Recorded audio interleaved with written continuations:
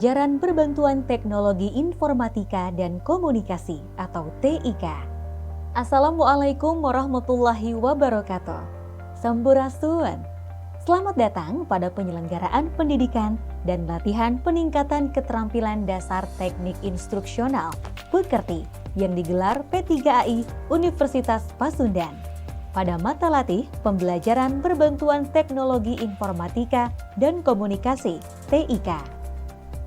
Mata latih ini disajikan dengan tujuan agar peserta diklat pertama, dapat menguraikan konsep dasar pembelajaran berbantuan teknologi informatika dan komunikasi atau TIK. Kedua, dapat mengidentifikasi bentuk-bentuk pembelajaran berbantuan teknologi informatika dan komunikasi TIK. Ketiga, dapat mengintegrasikan teknologi informatika dalam proses pembelajaran. Beberapa konsep penting terkait pembelajaran berbantuan TIK adalah sebagai berikut. Pertama, bahwa pembelajaran berbantuan TIK merupakan upaya memanfaatkan kemajuan TIK untuk mendukung proses pembelajaran. Kedua, bahwa TIK berperan sebagai alat, bukan sebagai subjek utama. Ketiga, bahwa TIK berperan sebagai media penghubung untuk menyampaikan transfer ilmu pengetahuan dari pendidik atau dosen kepada peserta didik, dalam hal ini mahasiswa. Dan keempat, bahwa secara operasional, pembelajaran berbantuan TIK adalah aktivitas pembelajaran yang didukung oleh infrastruktur TIK, menggunakan aplikasi pengelolaan pembelajaran dan menggunakan konten digital. Pembelajaran berbantuan TIK memiliki karakteristik accessibility, artinya konten dapat diakses melalui suatu lokasi dan dikirimkan ke lokasi lain. Interoperability, artinya konten dapat diambil dari suatu lokasi dan digunakan di tempat lain dengan tool atau platform yang berbeda. Durability, artinya konten dapat bertahan dari perkembangan dan perubahan teknologi. Reusability, artinya konten dapat digunakan kembali untuk pengembangan selanjutnya. Dan cost effectiveness, yang artinya konten dapat meningkatkan efisiensi dan produktivitas dengan mengurangi biaya dan waktu. Pada implementasi pengintegrasian TIK dalam pembelajaran, terdapat kerangka kerja sebagai berikut. Berdasarkan perannya, kerangka kerja TIK adalah pertama, TIK sebagai sumber belajar. Kedua, TIK sebagai media belajar dan mengajar. Ketiga, TIK sebagai sistem informasi pendidikan. Dan keempat, TIK sebagai kompetensi bagi pendidik dan peserta didik. Sementara itu, berdasarkan jenis penggunaannya, kerangka kerja TIK adalah pertama, TIK sistem pembelajaran. Kedua, TIK media pembelajaran. Dan ketiga, TIK sumber belajar. Dalam penyajian materi ini akan dibahas dua bentuk pembelajaran berbantuan TIK, yaitu e-learning dan blended learning. E-learning didefinisikan sebagai proses belajar mengajar yang menggunakan media elektronik, khususnya internet, sebagai sistem pembelajarannya. Pembelajaran dalam bentuk e-learning memberi manfaat sebagai berikut.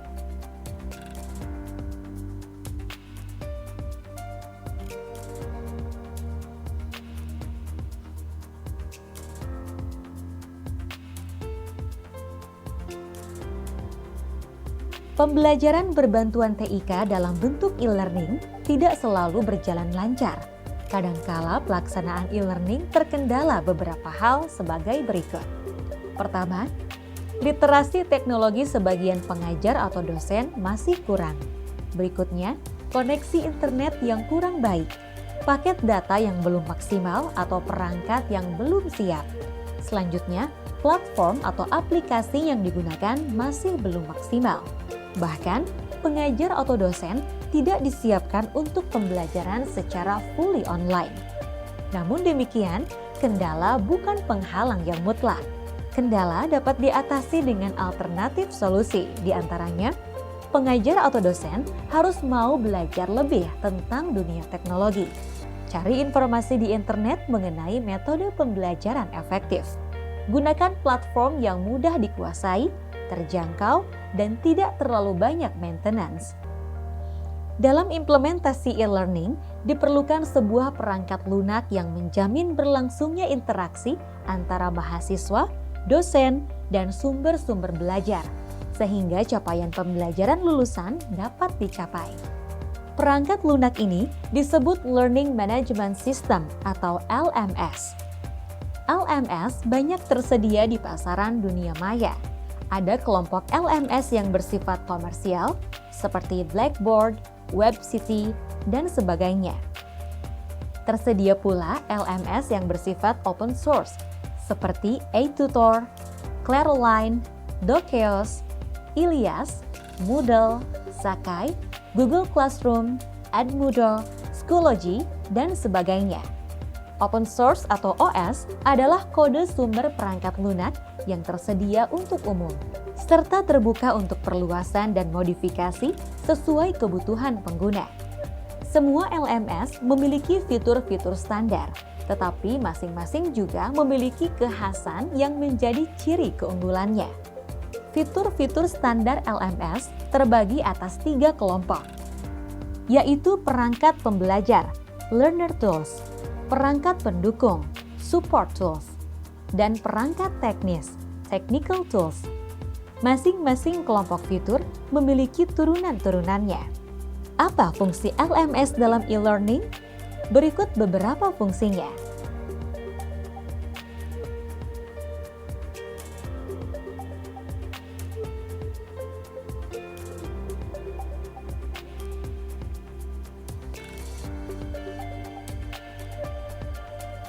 Sampai saat ini, LMS open source yang paling populer diantaranya adalah LMS Moodle, singkatan dari Modular Object Oriented Dynamic Learning Environment. LMS ini memiliki keunggulan antara lain bahwa LMS Moodle merupakan sebuah aplikasi CMS e-learning berbasis website yang dapat mengubah sebuah media pembelajaran offline ke dalam bentuk online atau web-based. LMS Moodle memberi peluang mahasiswa untuk masuk ke dalam ruang kelas digital untuk mengakses materi-materi pembelajaran. LMS Moodle memberi ruang bagi pengajar atau dosen untuk dapat membuat materi pembelajaran, kuis, jurnal elektronik, dan lain-lain. Perkembangan terakhir memungkinkan LMS Moodle dapat digunakan melalui aplikasi berbasis Android dan iOS. Blended learning, biasa disebut juga pembelajaran bauran, adalah salah satu metode pembelajaran yang memadukan secara harmonis antara keunggulan-keunggulan pembelajaran tatap muka atau offline dengan keunggulan-keunggulan pembelajaran daring online dalam rangka mencapai capaian pembelajaran. Implementasi blended learning dalam pembelajaran memberi banyak manfaat dan kemudahan bagi mahasiswa, di antaranya mahasiswa mendapatkan pengalaman belajar saat didampingi dosen di kelas ataupun di luar kelas. Mahasiswa mendapatkan pengalaman belajar yang lebih luas secara mandiri. Materi belajar lebih kaya, dapat berupa buku-buku elektronik atau artikel-artikel elektronik, video pembelajaran dari internet, dan virtual reality. Serta mahasiswa dapat memperoleh materi dengan menggunakan gawai dan aplikasi-aplikasi yang ada dalam genggamannya dengan mudah. Dalam pelaksanaan blended learning atau pembelajaran bauran, baik dalam perspektif dosen maupun mahasiswa, memiliki beberapa model praktik, baik yang tertuang dalam taksonomi model pembelajaran bauran, sebagaimana tersaji dalam gambar berikut ini. Terdapat 4 model blended learning. Pertama, rotation model. Pada model ini, mahasiswa beraktivitas belajar dari satu tempat pusat belajar ke pusat belajar lainnya sesuai dengan jadwal atau RPS yang telah ditetapkan oleh dosennya.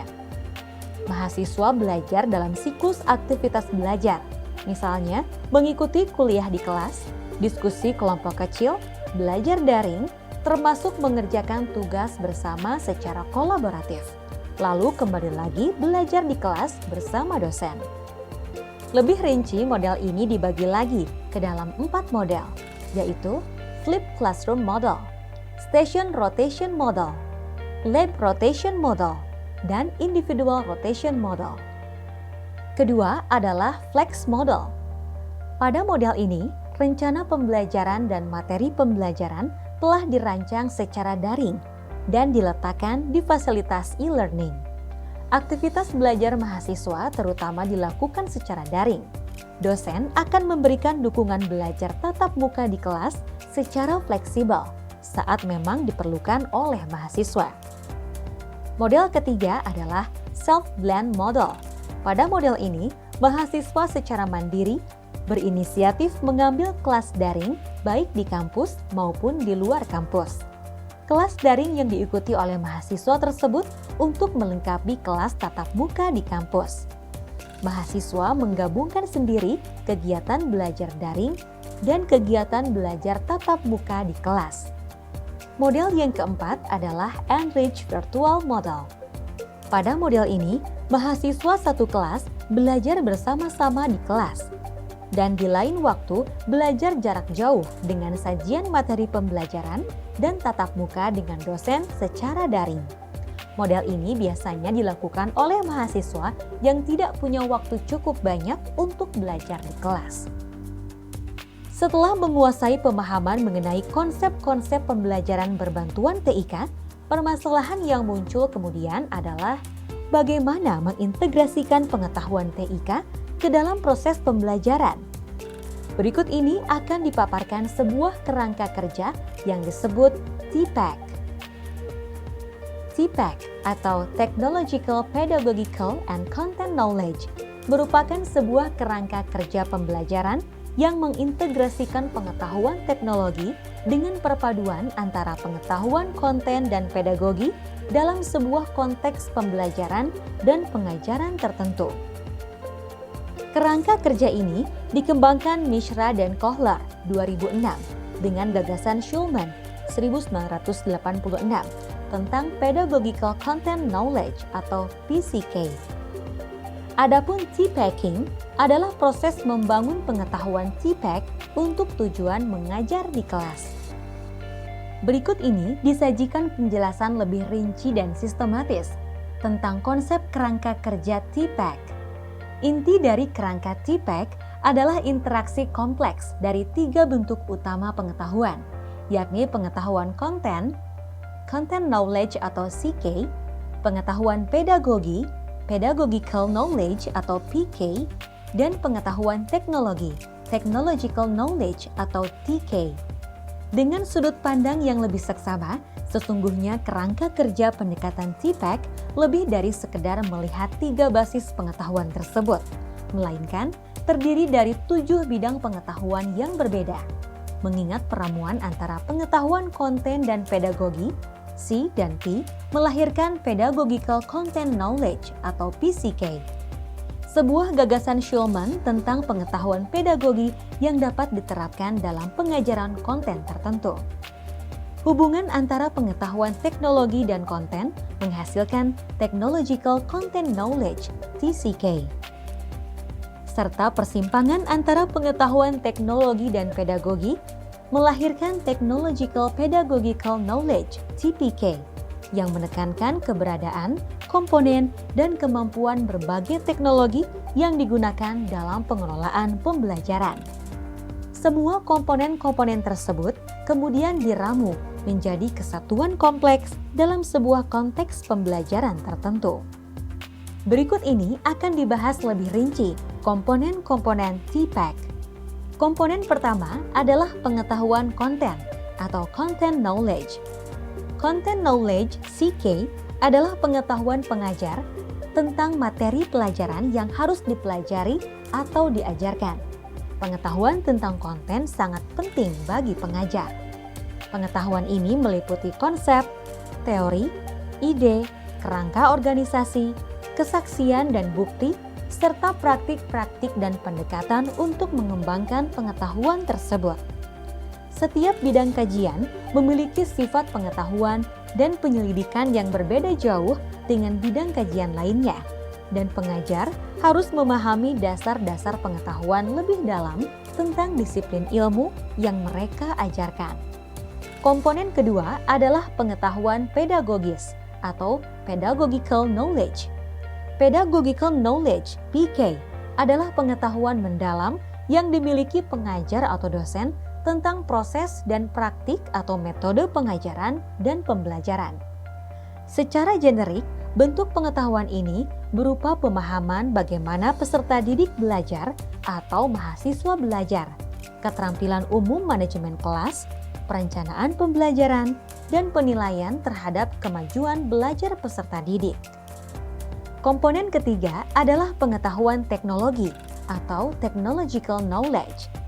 Technological knowledge (TK) dalam konteks TPEC memerlukan pemahaman yang lebih dalam dan lebih esensial dalam penguasaan teknologi informasi untuk pengolahan informasi, komunikasi, dan pemecahan masalah. Pengetahuan teknologi dalam konteks ini mengharuskan orang memahami teknologi informasi yang cukup luas untuk menerapkannya secara produktif dalam pelaksanaan pekerjaan dan kehidupan sehari-hari.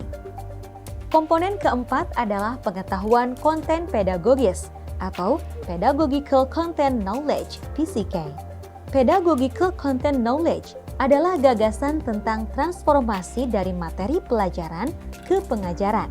Khususnya, transformasi ini terjadi ketika pengajar atau dosen menafsirkan materi pelajaran, menemukan beberapa cara untuk mempresentasikannya, serta beradaptasi dan merancang bahan ajar untuk konsepsi alternatif dari pengetahuan peserta didik sebelumnya. Komponen kelima adalah pengetahuan konten teknologis atau Technological Content Knowledge. Technological Content Knowledge (TCK) adalah pemahaman tentang cara teknologi dan konten saling mempengaruhi dan membatasi satu sama lain. Pengajar atau dosen perlu menguasai lebih dari materi pelajaran yang mereka ajarkan. Mereka juga harus memiliki pemahaman yang mendalam tentang cara materi pelajaran atau jenis representasi yang dapat dibangun dapat diubah dengan penerapan teknologi tertentu. Pengajar atau dosen perlu memahami teknologi yang spesifik yang paling cocok untuk mengatasi pembelajaran mata pelajaran dalam domain mereka, dan bagaimana konten mungkin mengubah teknologi atau sebaliknya. Komponen keenam adalah pengetahuan teknologis pedagogis atau Technological Pedagogical Knowledge (TPK). Technological Pedagogical Knowledge merupakan sebuah pemahaman tentang bagaimana pembelajaran dapat berubah ketika teknologi tertentu digunakan dengan cara-cara tertentu. Ini termasuk mengetahui keterjangkauan dan kendala pedagogis dari berbagai alat teknologi yang berkaitan dengan desain dan strategi pedagogis yang tepat secara disiplin dan tahapan perkembangan.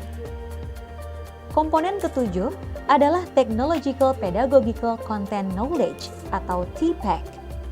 Technological Pedagogical Content Knowledge atau TPEC merupakan sebuah bentuk pemahaman yang muncul dari interaksi antara pengetahuan konten, pedagogi, dan teknologi.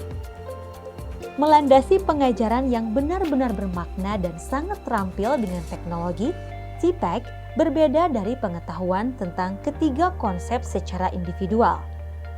Sebaliknya, TPEC adalah dasar dari pengajaran yang efektif dengan teknologi, membutuhkan pemahaman tentang representasi dari konsep yang menggunakan teknologi, teknik pedagogis yang menggunakan teknologi dengan cara yang konstruktif untuk mengajarkan konten. Pengetahuan tentang apa yang membuat konsep sulit atau mudah untuk dipelajari, dan bagaimana teknologi dapat membantu membenahi beberapa masalah yang dihadapi peserta didik atau mahasiswa. Pengetahuan tentang pengetahuan awal peserta didik atau mahasiswa, pengetahuan tentang teori epistemologi, serta pengetahuan tentang bagaimana teknologi dapat digunakan untuk membangun pengetahuan yang ada guna mengembangkan epistemologi baru atau memperkuat yang lama. Akhirnya, lingkaran dengan titik-titik di bagian luar berlabel konteks menekankan kesadaran bahwa teknologi pedagogi dan konten tidak ada dalam ruang hampa, melainkan dipakai dalam konteks pembelajaran dan pengajaran tertentu. Lalu, mengapa pengajar atau dosen abad ke-21 harus memiliki keterampilan T-packing? Beberapa alasan yang rasional dikemukakan di sini, yaitu bahwa T-pack adalah pembelajaran abad ke-21. T-pack memungkinkan pengajar atau dosen untuk mengembangkan lingkungan belajar yang lebih baik. T-pack memungkinkan para pengajar atau dosen untuk mengintegrasikan teknologi yang tepat guna membantu menerapkan pengetahuan pedagogis mereka dalam pengajaran. Serta banyak hasil penelitian menunjukkan bahwa pembelajaran dengan framework T-pack di universitas sangat membantu mahasiswa untuk meningkatkan penguasaan konsep abstrak dan kesulitan belajar.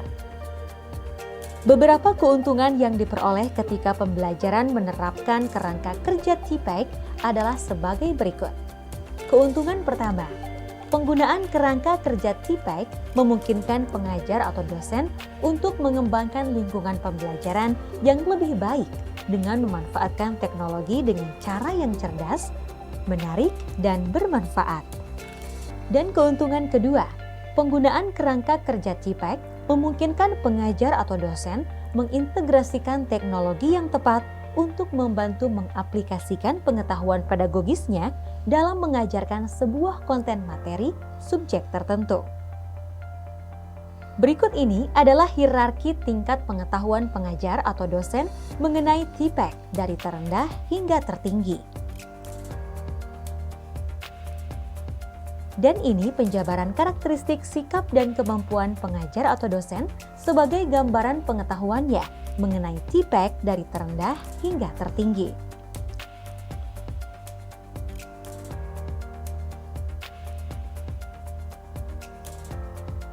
Terdapat 5 kriteria yang menjadi rasionalisasi pemanfaatan kerangka kerja T-pack oleh pengajar atau dosen dalam merancang pembelajaran dengan teknologi. Pertama, identifikasi topik yang diajarkan dengan teknologi, seperti topik-topik yang sulit dipahami peserta didik atau topik-topik yang sulit diajarkan pengajar secara efektif di kelas. Kedua, identifikasi representasi untuk mengubah konten yang diajarkan ke dalam bentuk yang dapat dipahami peserta didik dan sulit untuk didukung dengan cara-cara tradisional. Ketiga, identifikasi strategi mengajar yang sulit atau tidak mungkin diimplementasikan dengan cara tradisional. Keempat, pemilihan perangkat komputer yang tepat dan penggunaan pedagogi yang efektif. Dan kelima, identifikasi strategi pembelajaran yang berpusat pada peserta didik, yang tepat untuk dikombinasikan dengan teknologi. Jika berkenan, berikut disajikan contoh implementasi kerangka kerja T-pack untuk pembelajaran embriologi.